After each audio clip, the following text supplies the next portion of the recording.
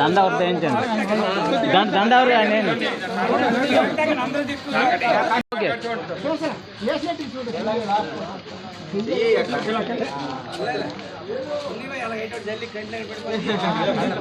చంద్రబాబు నాయుడు గారు ఇప్పటికి 3 సార్లు చేశారు, మళ్ళీ ఇంకోసారి చేయబోతున్నారు. ఎంప్లాయీస్ అందరూ కూడా అంటే ఎంత వేగం ఎలక్షన్ వస్తుంది చంద్రబాబు ముఖ్యమంత్రి అవుతున్న కోరికలు ఉన్నారు. అంటే ఏ విధంగా చూసుకున్నా ఎంప్లాయీస్ని అన్ని విధాలు ఇబ్బంది పెట్టాడు జగన్మోహన్ రెడ్డి. ఇదే ఎంప్లాయీస్ 2019లో పోస్టర్లు కానీ లేకపోతే వారి కుటుంబాలు వారి స్నేహితులతో దగ్గరుండి జగన్మోహన్ రెడ్డికి వారికి ఉన్న శక్తి సామర్థ్యం మేర 190% ఓటేశారు. అలాగే ఎస్సీ ఎస్టీలు మైనారిటీస్ నమ్మి ఓటేశారు.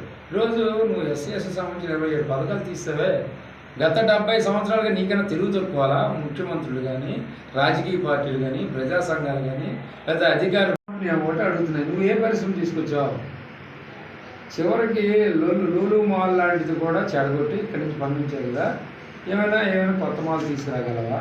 నిజంగా లూలు మాల్ ఇక్కడ వచ్చి ఉంటే విశాఖపట్నంలో 3 జిల్లాల ఫార్మర్స్కి చాలా బెనిఫిట్ అయింది.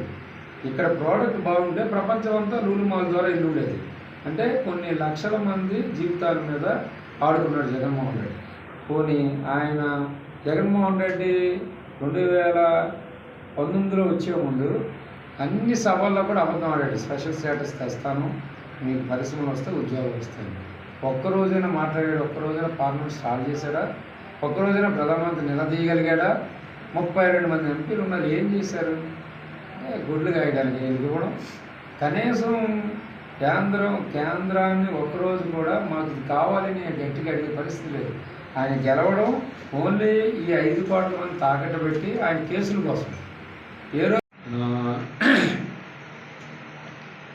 జగన్మోహన్ రెడ్డి వల్ల అందరూ ఇబ్బంది పడుతున్నారు, ఏ వర్గం కూడా సాటిస్ఫైడ్ లేరు. ఫస్ట్ జగన్మోహన్ రెడ్డి ఒక నియంత, ఆయన అంటే కాన్స్టిట్యూషన్కి రెస్పెక్ట్ ఇవ్వడు. అలాగే జగన్మోహన్ రెడ్డి అంటే ఏం చెప్పాలి ఆయన గురించి అంటే, జగన్మోహన్ రెడ్డి అని ఆయన ఒక అవకాశం అని, తండ్రి లేని బిడ్డని మొత్తం అందరూ ఓటేసి 150 సీట్లు ఇచ్చారు. కానీ ఎక్కడ ఆయన దాన్ని నిలబెట్టుకోలేకపోయాడు. ఈరోజు ఉద్యోగస్తులు అసలు జీతం ఈ నెల వస్తుందో వచ్చే నెల వస్తుందో తెలిసే పరిస్థితి లేదు. సో టోటల్గా కాన్ఫిడెన్స్ పోయింది. అలాగే మరి మేజర్గా ఫార్మర్స్ సంబంధించిన సబ్సిడీస్ అన్నీ తీసివేయడం జరిగింది. అలాగే ఈరోజు జాబ్ క్యాలెండర్ అని చెప్పాడు, 5 సంవత్సరంలో ఒక్కసారి కూడా ఇవ్వలేకపోయాడు. సరికదా 2,60,000 మంది వాలంటీర్లు పెట్టి వాళ్ళ జీవితం నాశనం చేశాడు. ఏ ముఖ్యమంత్రి కూడా ఇలా డిసిషన్ తీసుకోరు. ఒక డిగ్రీ ఇంటర్మీడియట్ చదివిన పిల్లాడు 5 సంవత్సరాలు నెలకు 5,000 లెక్క ఇస్తే అంటే ఏం చేస్తాడు? తర్వాత ఈ 5 సంవత్సరాలు ఖాళీగా ఉండి ఓవరాల్గా ఆయన లైఫ్ బాగొట్టాడు. అంటే 2.5 లక్షల మంది 2,60,000 మంది జీవితాలు పోయాయి ఈయన వల్ల. సో ఈయనకి పెద్దగా విజన్ లేదు కాబట్టి గత ప్రభుత్వం ఏ రాబడి వచ్చిందో ఆ రాబడి తప్పించి పెద్దగా పెరిగే పరిస్థితి లేదు. ఈ రాష్ట్రంలో ఒక్క పరిశ్రమ కూడా చెప్పుకోదగ్గ పరిశ్రమ ఒక్కటి కూడా రాలేదు. ఏదైతే పెడతా ఉన్నారో గల్లా జయదేవ్ లాంటి పరిశ్రమ 10,000 కోట్ల రూపాయల పరిశ్రమని ఇక్కడి నుంచి వెళ్ళగొట్టించాడు. వెళ్ళగొట్టడం వల్ల ఈరోజు పక్క రాష్ట్రానికి కనీసం 5,000 నుంచి 6,000 రూపాయల ఆదాయం తెలంగాణకు వచ్చింది. అంటే పోయింది బాగా. సో ఉన్న ప్రాజెక్టులన్నీ మూసిపోతున్నాయి. సో అన్ని విధాలు నష్టపోయి ఆర్డబుల్ స్కీమ్ టోటల్ నాశనపోయి. ఇప్పుడు రాజాం సంబంధించి ఆర్డబుల్ స్కీమ్ కానీ లేకపోతే కాలువలు కానీ రోడ్లు కానీ మొత్తం మెయింటెనెన్స్ కానీ టోటల్గా వెనక్కి వెళ్ళిపోయాయి. వాటర్ మనం 2 లక్షల మంది సరిపడే వాటర్ మున్సిపాలిటీకి ఇస్తే ఈరోజు 2 రోజులకు ఒకసారి 40,000 మంది ఉన్న ఈ మున్సిపాలిటీలో 2 రోజులకు ఒకసారి ఇవ్వడం గగనంగా తయారైంది వాటర్. సో అన్ని విధాలా ఈ ప్రభుత్వం ఫెయిల్ అయింది. అది రిప్రజెంటేటివ్స్ అడ్డగోలుగా ఫెయిల్ అయ్యారు. అందుకోసం ఇక్కడి నుంచి ట్రాన్స్ఫర్ చేశారు జగన్మోహన్ రెడ్డి. సో అన్ని విధాలా ఈ ప్రభుత్వం నాశనం అయింది. సో ప్రజలందరూ కూడా ఈగర్గా వెయిట్ చేస్తున్నారు. మే 13వ తారీఖున ఎన్డీఏకి ఓటు వేయాలి, తెలుగుదేశం ప్రభుత్వం తీసుకురావాలి, చంద్రబాబు మళ్ళీ సీఎంగా చూడాలని కోరిక మీద ఉన్నారు.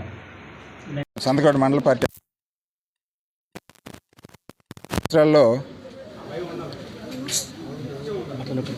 ఈ బటన్ నొక్కుడు ఏదైతే కార్యక్రమం ఉందో అది చేశానని చెప్పి ప్రగల్భాలు పలుకుతున్నాడు. కానీ అవేమీ పూర్తిగా 100% అయితే మాత్రం ప్రజల్లోకి వెళ్ళట్లేదు. చేయూత గత నెల ఇవ్వాల్సింది ఇంతవరకు రాలేదు, ఎవరికి పడలేదు. విద్యాదేవనని ఏదవని కూడా అన్నీ సగం అమౌంట్లే తప్ప ఏదో బటన్ నొక్కుడికి ఆ రోజు కొంతమందికి ఎవరికో లబ్ధి పొందుతున్నారు తప్ప అందరికీ వెళ్ళడం జరగట్లేదు. అదే కాకుండా ఈ మధ్యకాలంలో వాలంటీర్లని రాజీనామా డ్రామా పెట్టాడు. ఎందుకు?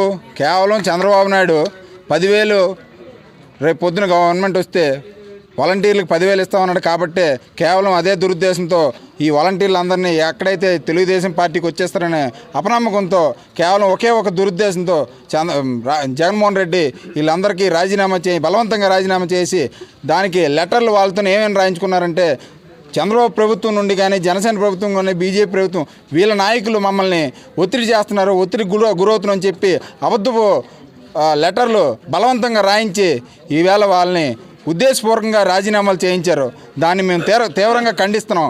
అలాగే రాబోతున్న రోజుల్లో ఖచ్చితంగా తెలుగుదేశం పార్టీ అత్యధిక మెజార్టీ తెచ్చుకొని మంచి సీట్లు గెలుచుకొని ఈ సూపర్ 6 పథకాలు ఏవైతే ఉన్నాయో ప్రజల్లోకి బాగా వెళ్ళాయి. దాంతో మంచి మెజార్టీతో మేమందరం గెలవబోతున్నాం.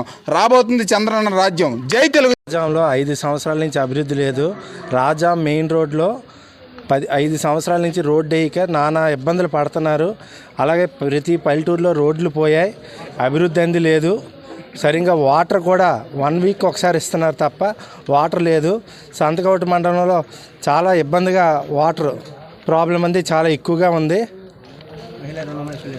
రుణమాఫీ అబద్ధపు ఇవి ప్రగల్భాలు పలికి పదవిలోకి వచ్చిన తర్వాత ఎన్నో ధరలన్నీ తగ్గిస్తామని చెప్పాడు. కానీ గ్యాస్ ధర పెంచాడు, బస్సు ధర పెంచాడు, కరెంట్ ఛార్జీలు పెంచాడు. ప్రతిదీ సిపిఎస్ రద్దు అన్నాడు, మద్యపాన నిషేధం అన్నాడు. ప్రతిదీ అబద్ధాలే చెప్పి పోలవరం అన్నాడు, పోలవరం ఆగిపోయింది. రాజధాని అన్నాడు, 3 రాజధానులు అన్నాడు, ఒక్క దగ్గర కూడా ఒక కిటిక్ కూడా వేయలేదు. ఆయన ప్రత్యేక హోదా అన్నాడు, అది చేయలేదు. రాజధాని అన్నాడు, అది చేయలేదు. జగన్మోహన్ రెడ్డి అనేవాడు ఇప్పుడు 99% అంటున్నాడు, కానీ 99% అబద్ధాలే చెప్పాడు. ఎక్కడ కూడా నిజం చెప్పలేదు.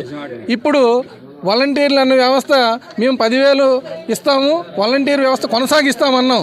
కానీ ఇప్పుడు వాళ్ళు ఏం చేస్తున్నారంటే మిమ్మల్ని తీసేస్తారు అనేసి మాట్లాడి మా దగ్గర నుంచి ఓట్ బ్యాంక్ లాగాలని ఎన్నో కట్టుకథలు కడుతున్నాడు. కానీ ఇవన్నీ అబద్ధం.